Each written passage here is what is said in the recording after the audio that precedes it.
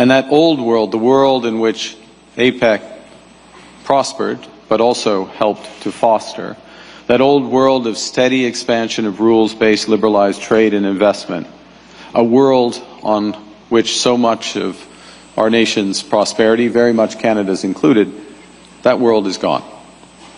I think we have to be clear-eyed about that reality, because nostalgia is not a strategy. At the 2025 APEC Summit in South Korea, most speeches followed the familiar rhythm of global diplomacy, vague calls for cooperation and stability. Then Prime Minister Mark Carney spoke, and the tone shifted. That old world, he said, of steady expansion of rules-based liberalized trade and investment, that world is gone. It was a moment of quiet rupture. Carney was not simply describing change, he was announcing it.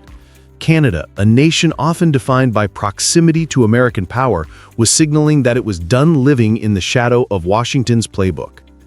His words carried the composure of a former central banker and the intent of a strategist who knew exactly what message he was sending. This was more than a speech, it was a manifesto for how middle powers survive in an age of economic nationalism. Carney's remarks stood apart from the usual APEC script. Instead of repeating phrases about open markets or shared prosperity, he warned that nostalgia was no longer a strategy. He told the room, quote, "We have to be clear-eyed about that reality. Nostalgia is not a strategy," end quote. The honesty hit differently. While others sidestepped the cracks in the global trade system, Carney confronted them directly. He described a turning point in world history as significant as the early 1990s, when APEC was born out of Cold War optimism. But this time, the forces reshaping the world were more complex: artificial intelligence, energy transition, and geopolitical fragmentation. By acknowledging that reality, Carney elevated Canada's position. The power of his message came from restraint. He did not dramatize the crisis, he clarified it. And in a hall full of leaders defending old habits, his realism sounded revolutionary. Carney's central idea was simple but profound. The global order that once relied on predictable, rules-based trade has collapsed. Our world, he said, is undergoing one of the most profound shifts since the fall of the Berlin Wall. For decades, countries assumed that global commerce was governed by institutions and norms that kept politics and economics apart. That assumption no longer holds. Tariffs, technology bans, and strategic export controls have become the new instruments of power. In acknowledging that shift, Carney was doing more than lamenting a lost system. He was defining Canada's role in what comes next. What comes next is ours to build, he said. At the core of this will be a new partnership between government and business in service of our citizens. The line captured the essence of his vision: pragmatic cooperation instead of ideological confrontation.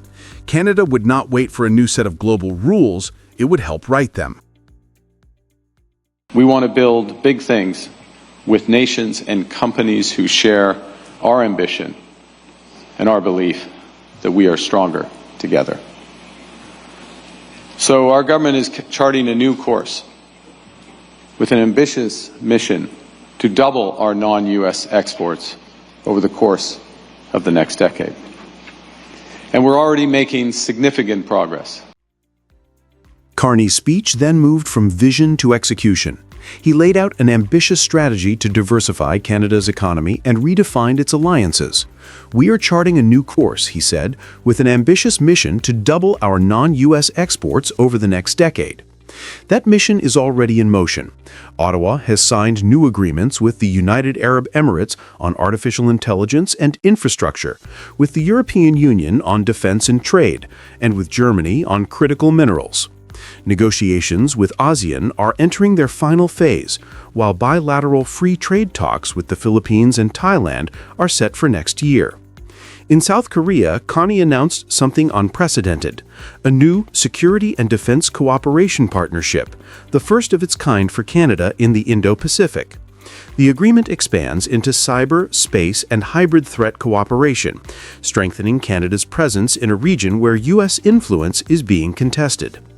Beneath these moves lies a foundation of energy and resources. By 2030, Canada will produce 50 million tons of LNG each year, all destined for Asian markets.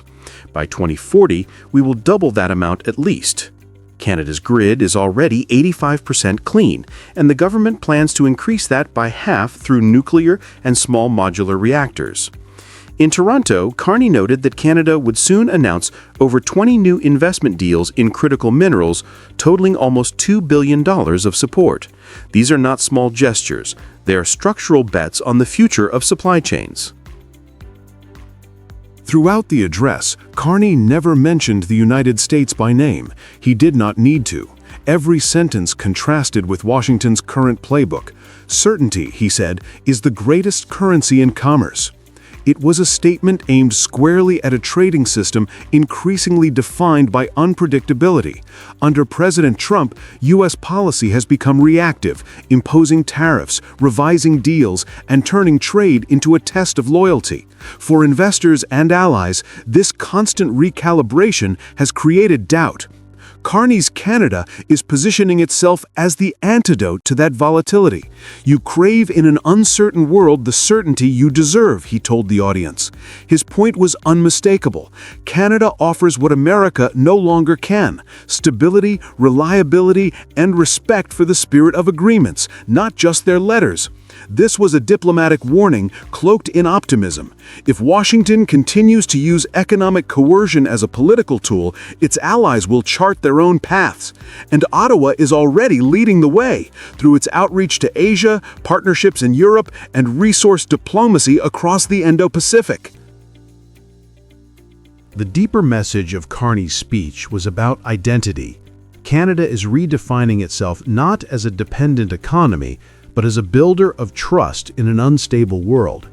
He described a nation rich in both resources and intellect. We have more than 2 million STEM graduates, he said, the most educated workforce in the world per capita. Canada's financial strength gives it leverage few realize. Its pension funds control roughly $3 trillion in capital, among the largest in the world. 40% of all listed mining companies are headquartered or listed in Canada, anchoring a global network of resource investment. Carney tied this capacity to a moral argument that Canada's advantage lies in doing business with integrity. Certainty comes not only from agreements, he said, but also from trust, from partners who respect the spirit and the values behind agreements. This was not just economic positioning, it was soft power reframed as industrial strategy. When Carney ended with the words, "Canada is ready to build the new architecture for trade and investment," it felt like both an invitation and a declaration.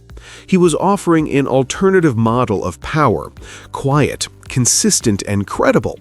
His vision does not challenge Washington with confrontation, but with contrast. Where the U.S. measures strength in tariffs and leverage, Canada measures it in reliability and foresight. Carney's tone was not emotional, yet it stirred something deeper: the sense that smaller nations can still shape global systems if they act with purpose. The applause that followed was polite, but the message lingered long after. Canada had spoken not just to APEC, but to the world. The rules of trade are changing, and the nations that build trust will define the next era. And for Washington, Carney's message was unmistakable.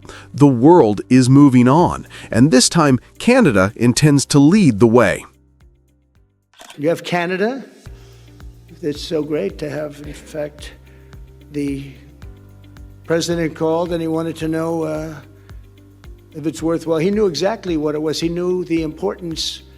Where's Canada, by the way? Where are you? Where are you? And I appreciate you being here very much, Mr. President. Fantastic. Fantastic. Thanks. So you going back? I'll go back. I'm glad you upgraded me to president. Did I say? At a summit in Egypt, cameras caught a moment that said more than any speech could. As Donald Trump addressed world leaders, he casually referred to Canadian Prime Minister Mark Carney as the President of Canada. The room went silent for a beat before laughter rippled through the crowd. Carney, calm and composed, smiled and replied that he was glad to be upgraded. It was a light moment on the surface, but underneath it told a deeper story. The United States, once the anchor of global leadership, now looked distracted and defensive. The scene captured how Washington's influence is beginning to slip while others quietly move forward. That exchange wasn't about humor. It reflected how much the global balance has changed. While Trump continues to govern through tariffs and confrontation, his allies are learning to adapt without him. And nowhere is that more visible than in the shifting trade map now surrounding the United States. By mid-October 2025, Washington's tariff spiral had started to rebound on itself. Trump's new 100% duties on Chinese goods triggered a wave of countermeasures far beyond Beijing. China not only expanded its rare earth export limits, but also coordinated quietly with other suppliers, from Indonesia to Kazakhstan, to tighten the flow of battery metals and refined nickel. Within days, global prices for key minerals used in electric vehicles rose nearly 30%, according to the London Metal Exchange. Across the Pacific, U.S. allies began signaling fatigue. Japan and South Korea, both recently pressured to sign investment-heavy trade frameworks with Washington, openly called for predictable and rules-based trade. The European Commission warned that American protectionism was now a systemic risk to global recovery. For manufacturers worldwide, the shock was immediate. German automakers slowed exports to the U.S. Korean chip makers redirected orders toward India, and ASEAN economies expanded intra-Asian trade to insulate themselves from U.S. volatility. Even inside America, frustration grew. The National Retail Federation reported that import costs on consumer goods had jumped 14% since summer, while the Federal Reserve noted continued pressure on inflation despite slower demand. What was intended as a show of strength has become a global rallying point against U.S. tariffs. Instead of bending others to Washington's will, Trump's trade policy is driving them to unite and to trade more with each other. While the U.S. became trapped in multiple trade fights, Canada quietly redrew its own map of alliances. After months of tense talks with Washington that produced no relief on steel, aluminum, or autos, Ottawa moved on to new partnerships. In New Delhi, Canada and India signed a new roadmap for relations in early October 2025. The agreement restarted cooperation on critical minerals, renewable energy, and technology after years of frozen ties. India's Foreign Ministry confirmed the relaunch of the Canada-India Joint Science and Technology Committee and a revived CEO Forum to facilitate cross-border investment. This deal marks the first real thaw since diplomatic tensions in 2023. For Canada, it opens a gateway into South Asia at a time when global manufacturers are shifting supply chains away from China and the U.S. At the same time, Ottawa began to reassess its economic stance with Beijing. Canada should reopen talks with China, especially after Chinese officials offered to lift tariffs on Canadian canola and agricultural goods if Ottawa allowed electric vehicle imports. Those vehicles, priced around 35,000 Canadian dollars, could make Canada's EV market more competitive and lower costs for consumers. Domestically, the Carney government also launched a major industrial program. Industry Minister Melanie Joly's $5 billion plan aims to rebuild manufacturing capacity in clean technology, battery metals, and advanced materials. Ontario, still reeling from U.S. auto tariffs, is leveraging its cheap energy and abundant nickel and cobalt to attract new investment. These steps signal a turning point. Canada is not waiting for Washington's approval anymore. It is diversifying its trade base, expanding eastward toward Asia and southward toward emerging markets. As one Canadian analyst put it this week, while Washington is building tariff walls, Ottawa is quietly building bridges. Trump's tariff experiment was designed to make America strong again. Instead, it has pushed allies away and strengthened the very competitors Washington wanted to contain. The United States is now surrounded by a network of former partners. Canada, the EU, India, Japan, who are rewriting their trade relationships without American leadership. Each of these economies is deepening cooperation in areas once dominated by the U.S., clean energy, automotive supply chains, and critical minerals.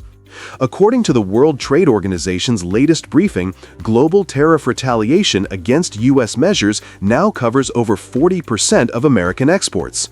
The cost is spreading back through U.S. industries, from furniture to heavy machinery. In Michigan and Ohio, where factories rely on Canadian steel, operating margins have fallen by double digits since August. Even Wall Street has taken notice. Analysts at Goldman Sachs estimate that American consumers now shoulder about 55% of all tariff costs through higher prices, a number consistent with patterns seen during the 2018 trade war.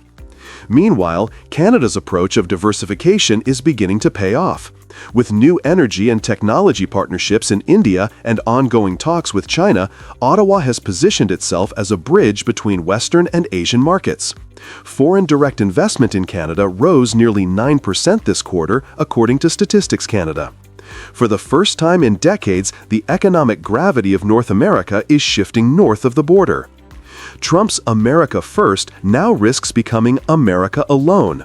The tariffs that were meant to protect domestic industry are driving companies to relocate production and diversify supply chains elsewhere. The symbolism of that moment in Egypt comes full circle.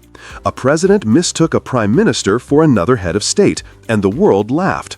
But behind the laughter was a recognition that something fundamental had changed. America is no longer the unquestioned center of global trade. Its closest neighbors have learned to compete, and its rivals have learned to cooperate.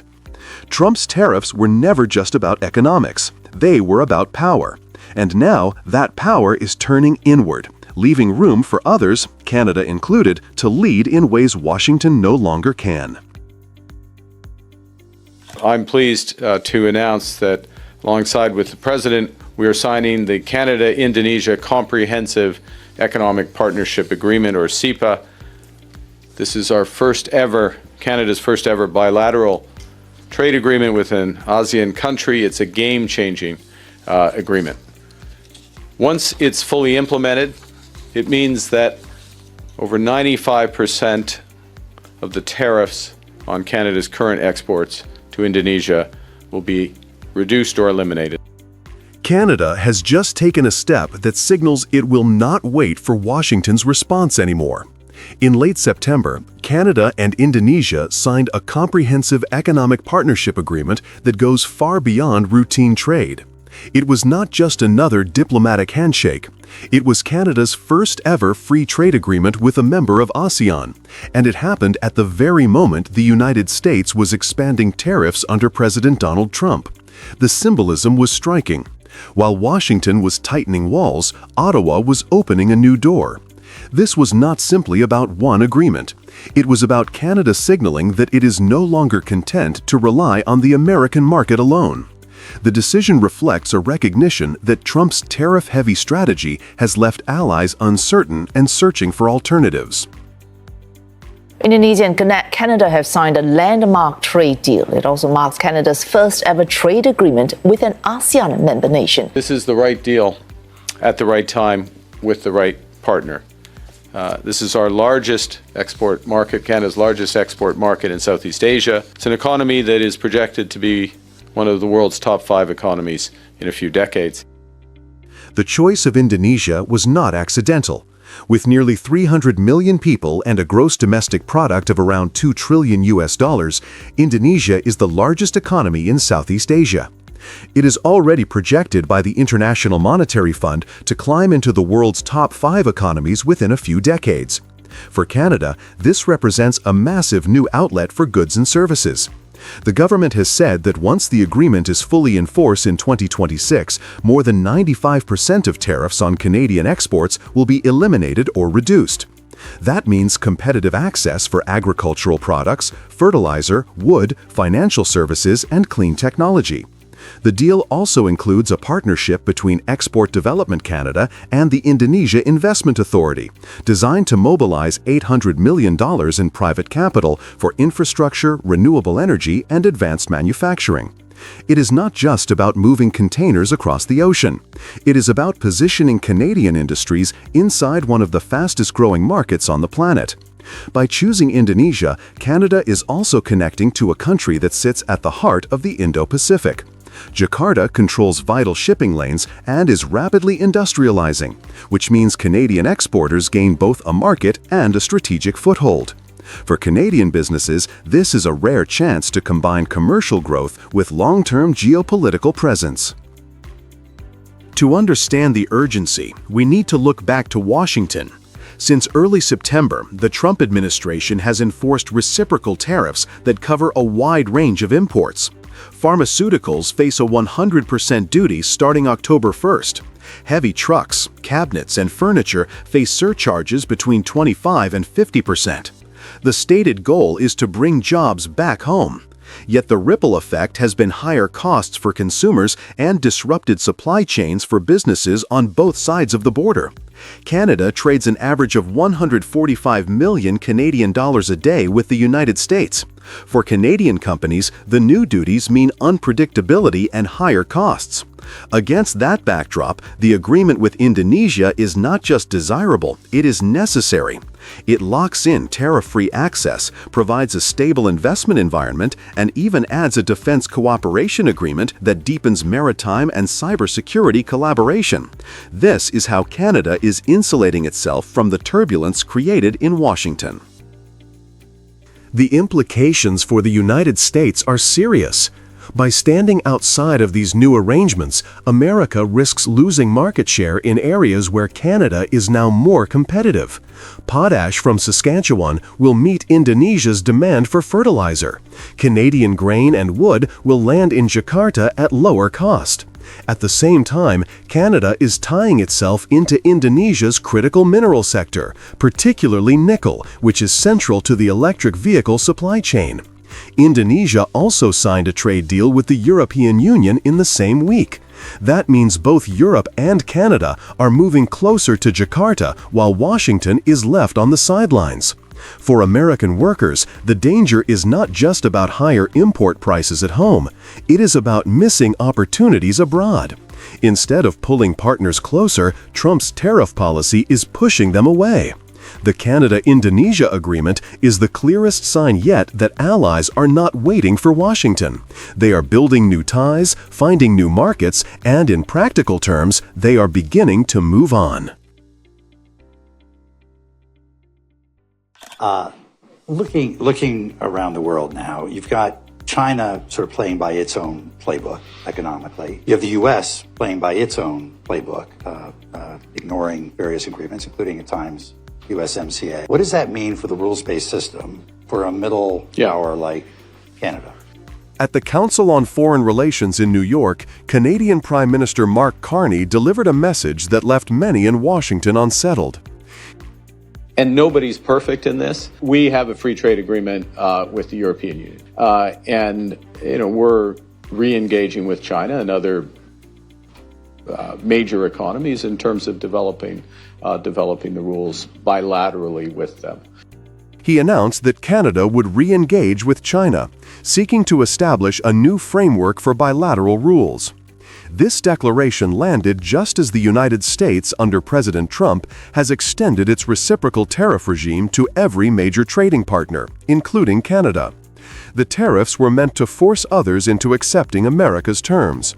Yet Carney signaled that Canada was ready to chart its own path. Instead of bowing to pressure, Ottawa is turning outward, searching for new alliances and new leverage. The story begins with a clash of visions. Trump builds walls of tariffs. Carney opens doors to alternative partners. That contrast sets the stage for what comes next. Carney made clear that both Washington and Beijing are playing by their own rulebooks. For Canada, that reality means waiting for others to return to multilateral discipline is no longer an option. Ottawa will now attempt to develop direct rules with China, recognizing the risks but also the opportunities of engaging the world's second-largest economy. Sensitive areas such as national security and data privacy will remain closed. Yet Canada intends to carve out a controlled space for trade and cooperation. This is not surrender, but calculation.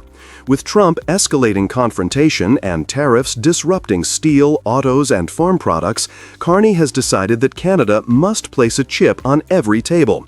The re-engagement with China is meant to give Ottawa more balance and more say, even if it means moving in a direction opposite to Washington.